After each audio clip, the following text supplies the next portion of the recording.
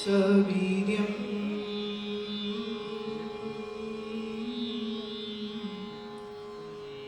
करवावहै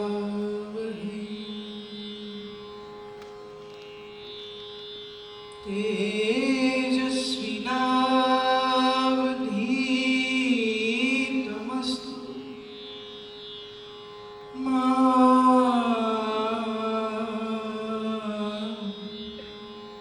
विद्विषावहै।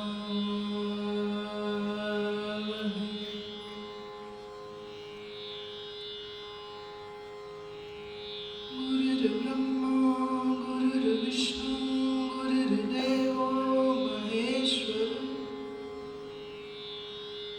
गुरुर्साक्षात् परब्रह्म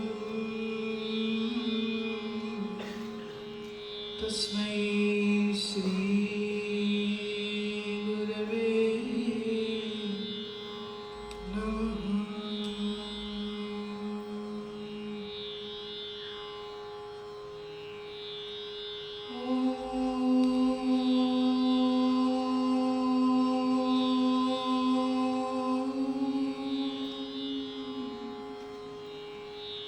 शांति शांति शांति।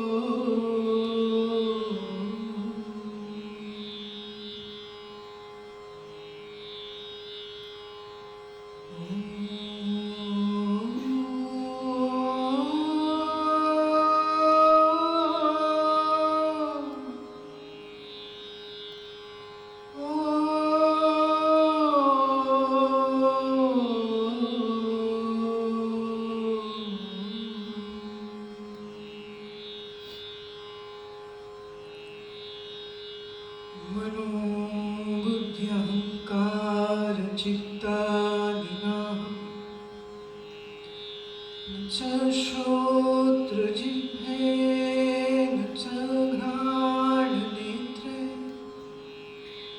न च व्योमभूमिर्न तेजो न वायुः चिदानन्दरूपः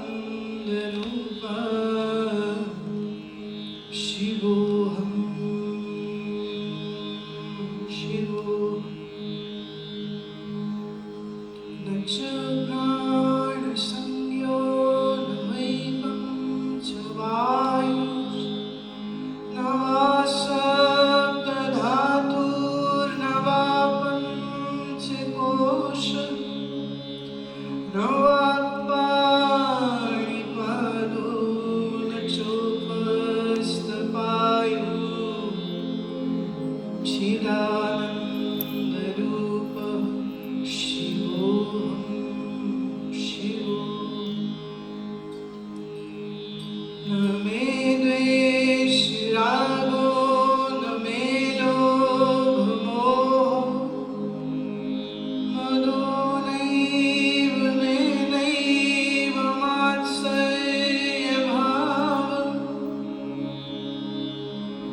न धर्मो न चार्थो न कामो न मोक्षः चिदानन्दरूपः शिवोऽहं शिवोऽहं।